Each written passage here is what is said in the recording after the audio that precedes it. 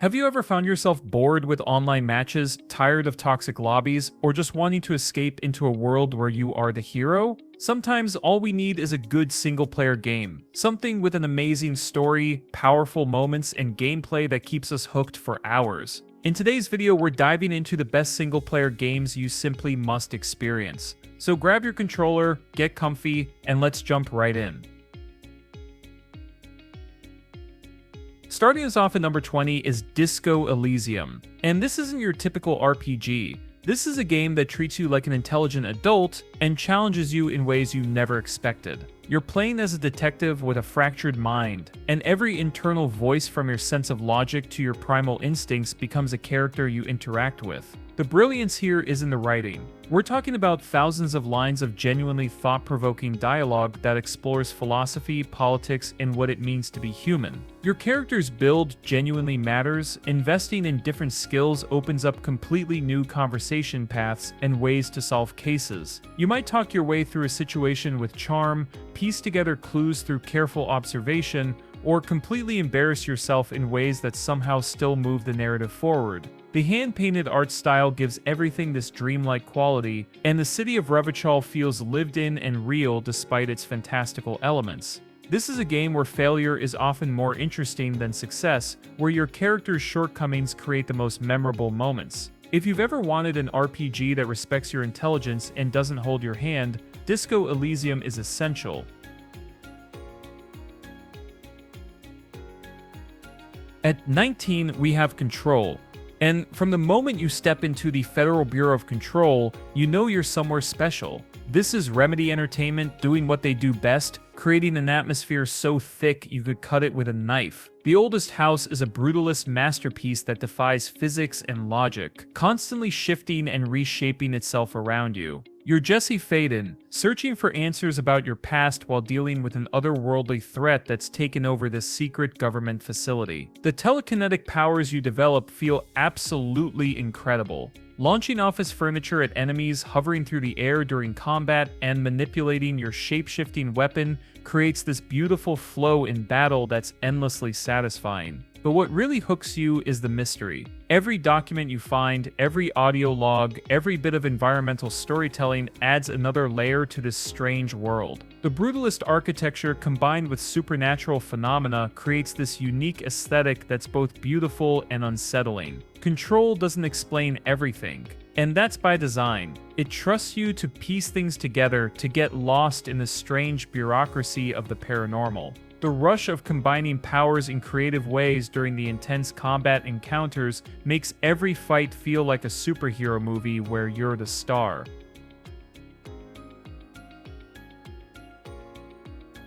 Coming in at 18 is Ghost of Tsushima, and this game is a love letter to samurai films.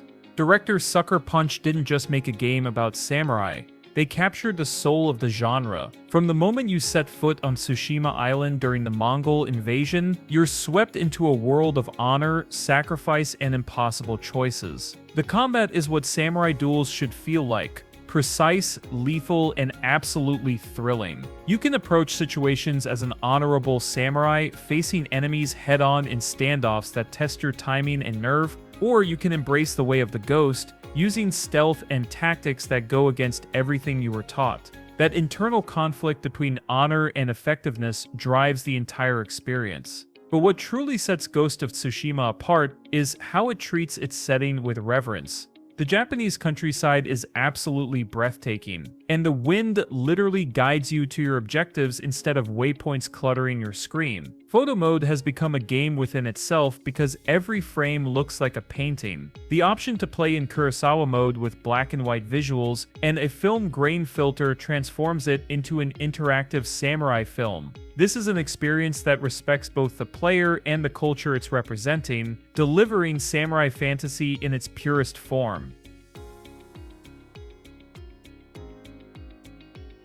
Number 17 brings us Sleeping Dogs, and this is criminally underrated.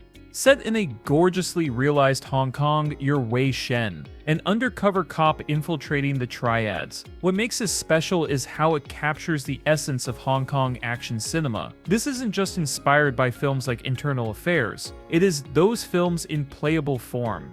The hand-to-hand combat system is incredibly satisfying, emphasizing brutal martial arts over gunplay. Environmental takedowns let you smash enemies into phone booths, throw them into dumpsters, or impale them on meat hooks. It's visceral and impactful in ways that make every street fight memorable. But what really sells the experience is the authenticity of the setting. The neon-soaked streets, the street markets, and the Cantonese dialogue mixing with English all create this vibrant, living city. The mission variety keeps things fresh. One moment you're racing motorcycles through the streets, the next you're engaging in a shootout in a restaurant, and then you're participating in illegal street races. The story walks this tightrope where you're constantly balancing your cop duties with maintaining your cover, and the relationships you build make those choices genuinely difficult. This is the definitive Hong Kong crime game, and it deserves way more recognition than it gets.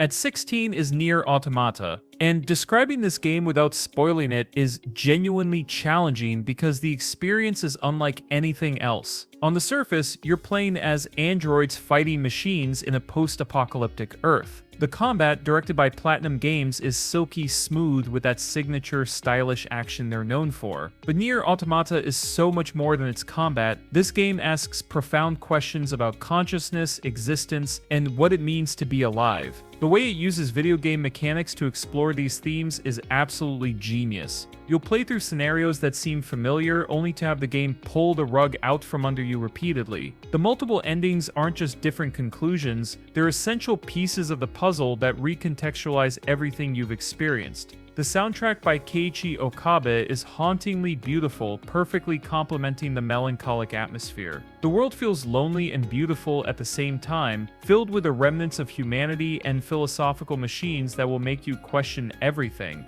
There are moments in this game that will stick with you for years. It's weird, it's wonderful, and it's willing to take risks that most games wouldn't dare attempt. You need to experience this yourself to understand why it resonates so deeply with people.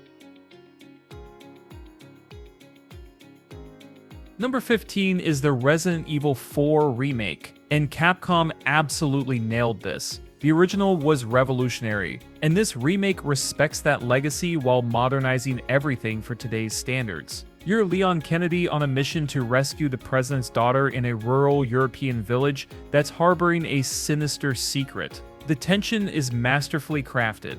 Resources are scarce enough that you're constantly making decisions about when to fight and when to run. The over-the-shoulder camera creates this intimate sense of danger where every corner could hide a threat. Combat feels weighty and impactful. Every shot matters, and the satisfaction of landing a perfect headshot before following up with a melee attack never gets old. What the remake does brilliantly is enhance the atmospheric horror while keeping the intense action that made the original iconic. The village raid early in the game sets the tone perfectly. You're outnumbered, outgunned, and just trying to survive. The boss encounters are spectacular, pushing you to use everything in your arsenal. The merchant system encourages experimentation with weapons, and upgrading your arsenal is incredibly satisfying. This is survival horror and action in perfect balance, proving that remakes can honor the source material while still feeling fresh and modern.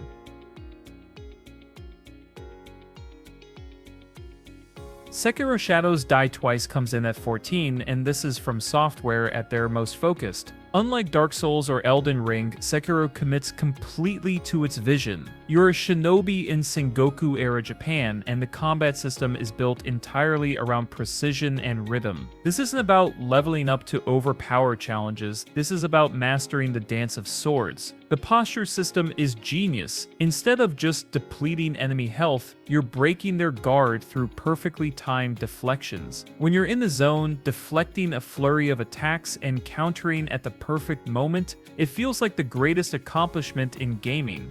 Boss fights are intense duels that require you to learn patterns and respond with precision. The sense of achievement when you finally overcome a boss that's been destroying you is unmatched. The verticality changes how you approach From Software's world design. The grappling hook lets you explore vertically, finding new paths and opportunities for stealth. You can approach many encounters like a true shinobi, using stealth kills to thin enemy numbers before engaging directly. The world of Ashina is beautiful and deadly, filled with mythological elements that blend perfectly with the historical setting. Sekiro demands mastery, and when you achieve it, few games feel more rewarding. At 13, we have Days Gone, a game that got way more criticism at launch than it deserved. This is an open-world zombie game that takes time to reveal its strengths, but once it hooks you, it doesn't let go. You're a biker navigating a post-apocalyptic Oregon filled with freakers, the game's take on zombies, and human threats that are often worse. The Horde encounters are where Days Gone truly shines. We're talking about hundreds of freakers moving as one massive, terrifying swarm. The first time you encounter a Horde in a confined space, your heart will be pounding, planning how to take them down, setting traps, using the environment, and leading them into ambushes create these emergent gameplay moments that are genuinely thrilling. Running from a Horde that spotted you, desperately managing your stamina while looking for escape routes, is pure adrenaline. What surprised people is how good the story is. Deacon's journey from cynical survivor to someone rediscovering his humanity is genuinely compelling. The bike is practically a character itself. Maintaining and upgrading it becomes essential, and running out of gas in enemy territory creates genuine tension. The Oregon wilderness is gorgeous and dangerous. Weather effects matter, and the day-night cycle changes how you approach situations. Give Days Gone time to unfold, and you'll discover one of the more underrated open-world experiences of the generation. Number 12 is Tomb Raider from 2013, the game that successfully reinvented Lara Croft for a new generation.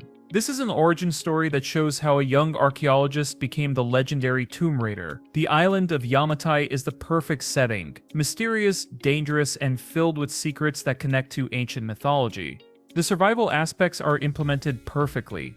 Early in the game, Lara is vulnerable, struggling against both the environment and the hostile inhabitants of the island. Watching her transformation throughout the adventure is powerful. She goes from barely surviving to becoming a capable action hero, and that progression feels earned. The bow combat is especially satisfying, offering a quieter approach that fits perfectly with navigating the dangerous island. The tomb puzzles strike a great balance. There are environmental brain teasers that require observation and spatial thinking without being overly frustrating. The optional challenge tombs reward exploration with meaningful upgrades. The set pieces are spectacular, with collapsing environments and narrow escapes that feel cinematic without taking control away from you. The game paces itself beautifully, mixing quiet exploration with intense combat and thrilling escape sequences. This reboot proved that Lara Croft could be both vulnerable and powerful, and that character-driven action-adventure games still have a place in modern gaming.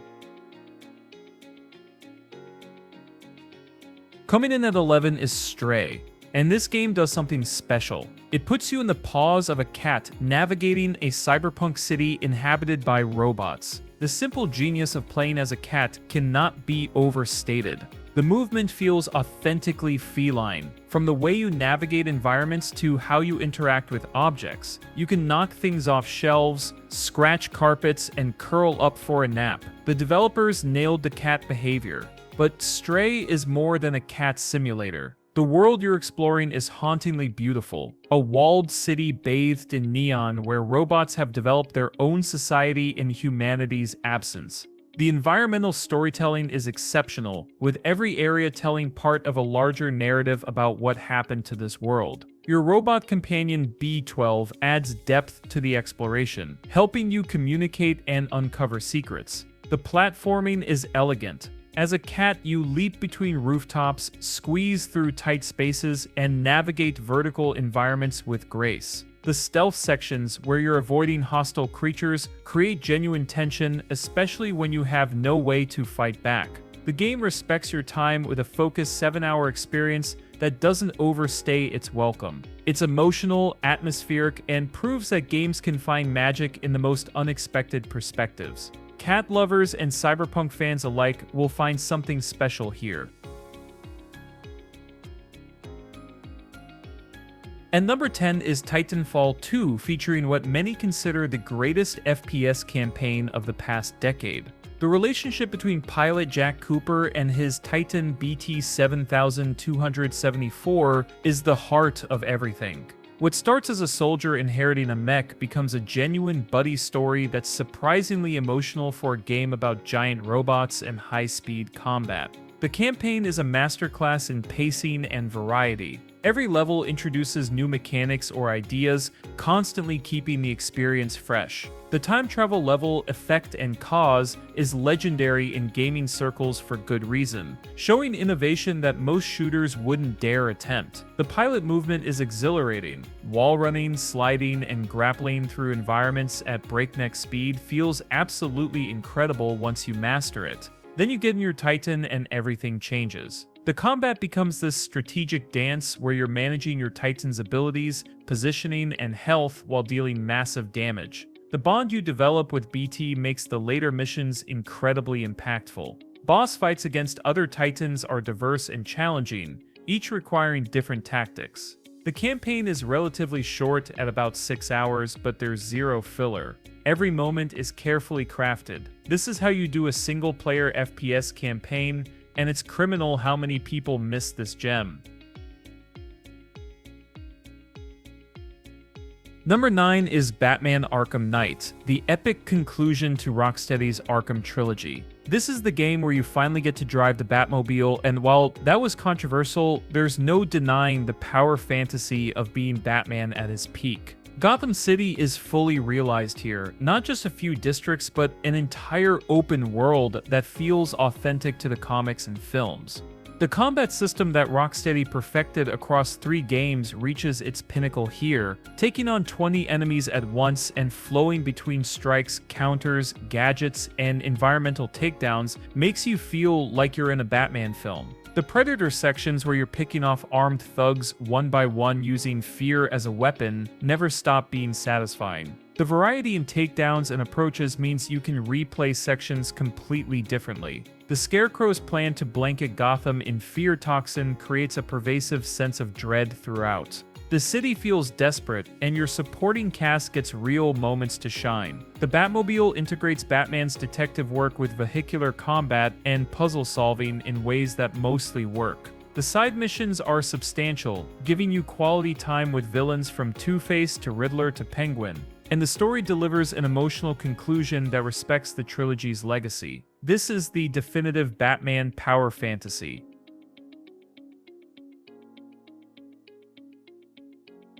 At 8 is Far Cry 3, the game that defined what modern Far Cry would become and delivered one of gaming's most memorable villains. The Rook Islands are a tropical paradise hiding absolute horror beneath the beauty. You're Jason Brody, a tourist thrust into a nightmare, and the game explores his transformation in ways that are both thrilling and disturbing. Vaz Montenegro is the star here. Michael Mando's performance creates a villain who's charismatic, terrifying, and unpredictable. His infamous definition of insanity speech has become legendary, but it's his entire presence that makes the game memorable. The tension in every scene with Vaz is palpable. The gameplay loop of liberating outposts, hunting wildlife, and exploring the island is addictive. Every outpost can be approached multiple ways. Go in guns blazing, use stealth to pick off enemies silently, or use the environment to your advantage. The crafting system incentivizes exploration and hunting, turning the island into a character itself. The drug-induced sequences and tribal elements add surreal layers to the experience.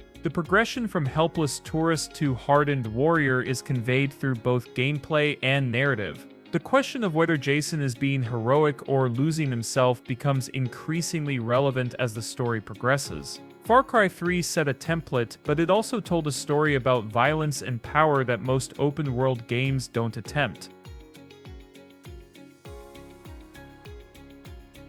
Number 7 is Outer Wilds, and I'm choosing my words carefully here because this is a game that's best experienced knowing as little as possible. You're an alien astronaut exploring a solar system caught in a time loop, and that's genuinely all you need to know going in. This is pure exploration-driven gameplay where your only progression is knowledge. The solar system is handcrafted with incredible attention to detail. Each planet has unique characteristics and mysteries to unravel. There's no combat, no experience points, no traditional game mechanics, just you, your ship, and a universe full of secrets. The time loop isn't a gimmick. It's fundamental to how you explore and understand the world. You'll piece together a puzzle spanning multiple planets, ancient civilizations, and cosmic phenomena. The sense of discovery is unmatched. Finding a new clue, connecting pieces of information, having those funny moments when everything clicks, that's the entire gameplay loop, and it's brilliant. The physics-based exploration means you're actually piloting your ship through space, landing on planets with different gravities, and navigating dangerous environments. The soundtrack creates this feeling of wonder and melancholy that perfectly complements the exploration. This is a game about curiosity, about seeking knowledge for its own sake, and about understanding our place in the universe. It's one of the most unique gaming experiences ever created, and going in blind is essential to appreciating its magic. At 6 is Bioshock Infinite, a game that takes you to the impossible city of Columbia, a floating metropolis in the clouds that's equal parts beautiful and horrifying. Ken Levine and Irrational Games crafted something special here. You're Booker DeWitt tasked with finding a mysterious girl named Elizabeth, and what unfolds is a mind-bending narrative that explores themes of choice, determinism, and the multiverse before that became trendy. Elizabeth is what elevates this game. She's not a burden to protect, she's a partner who actively helps in combat, finds resources, and most importantly, feels like a real person. The relationship that develops between Booker and Elizabeth drives everything. Her wonder at experiencing freedom after years of imprisonment makes you see Columbia through her eyes, making its dark underbelly even more disturbing. The combat is frenetic and creative. Using Vigors, Infinite's version of plasmids, in combination with the Skyline system creates amazing moments of verticality and chaos. The floating city allows for completely different encounter designs than Rapture ever could. The story takes genuine risks, and the ending has been analyzed and debated for years. The themes it explores, American exceptionalism, racism, revolution, are woven into every aspect of Columbia's design. Bioshock Infinite proves that shooters can tackle complex ideas while still being thrilling to play.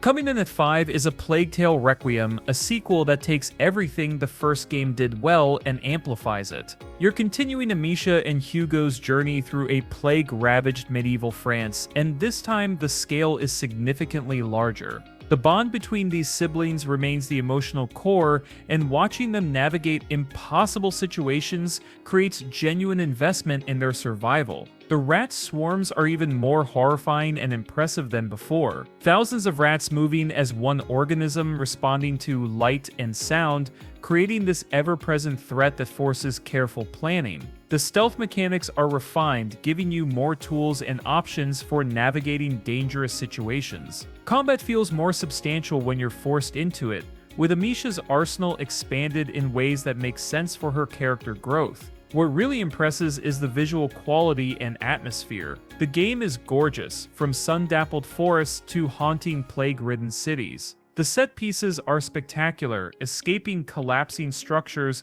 while managing light sources to keep the rats at bay creates unforgettable moments of tension. The story doesn't shy away from difficult choices and heavy themes, exploring the cost of survival and the lengths people will go to protect those they love. The voice acting, especially for Amisha and Hugo, sells every emotional beat. This is narrative-driven gaming at its finest. Number 4 brings us God of War Ragnarok, Santa Monica Studios' ambitious follow-up to their 2018 masterpiece. The relationship between Kratos and Atreus enters new territory as Atreus questions his place in the world, and Kratos struggles to guide his son while preparing for a prophesied war. The character development here is phenomenal. These feel like real people dealing with family dynamics amid apocalyptic stakes. The combat system is expanded with new weapons and abilities that completely change how encounters flow. Every realm you visit feels distinct and meaningful, from the gorgeous vistas of Vanaheim to the industrial forges of Svartalfheim. The side content isn't filler. These are substantial quests with their own narrative arcs and meaningful rewards. The Berserker battles and realm-specific challenges provide post-game content that rivals the main story in quality. The performance is remarkable. Christopher Judge and Sonny Suljic bring depth to Kratos and Atreus that makes every cutscene compelling. The single-camera presentation returns, making the entire experience feel like one continuous journey. Boss encounters are spectacularly choreographed, requiring mastery of all your tools. The way it concludes the Norse saga while honoring everything built across 2 games is masterful. This is blockbuster gaming that doesn't sacrifice character depth for spectacle. At 3 is Horizon Zero Dawn, Guerrilla Games' stunning open-world adventure that asks a simple question: what if robot dinosaurs roamed a post-apocalyptic Earth, and what if hunting them was the most satisfying gameplay loop imaginable? Aloy is a phenomenal protagonist, curious, determined, and capable, voiced brilliantly by Ashley Birch. Her journey to uncover her origins and the truth about the world is genuinely compelling. The machine combat is where Horizon excels. Every robotic creature has weak points, behavior patterns, and components you can target. Preparing for a hunt involves scanning machines, understanding their capabilities, and choosing the right weapons and traps. Taking down the Thunderjaw, a massive T-Rex-like machine, is an incredible rush, requiring positioning, precision, and adaptability when things go wrong. The world itself is breathtaking. Nature has reclaimed civilization, creating these beautiful juxtapositions of mechanical and organic. The mystery of what happened to the old world unfolds through audio logs and holographic recordings that piece together a fascinating and emotional story. The tribal cultures that have emerged are diverse and well realized, each with distinct beliefs and customs. The skill progression allows you to specialize in stealth, combat, or technical approaches. This is one of the most impressive new IPs of the past generation, creating the world you want to explore and a story that stays with you. Number 2 is Shadow of the Colossus, and this is art.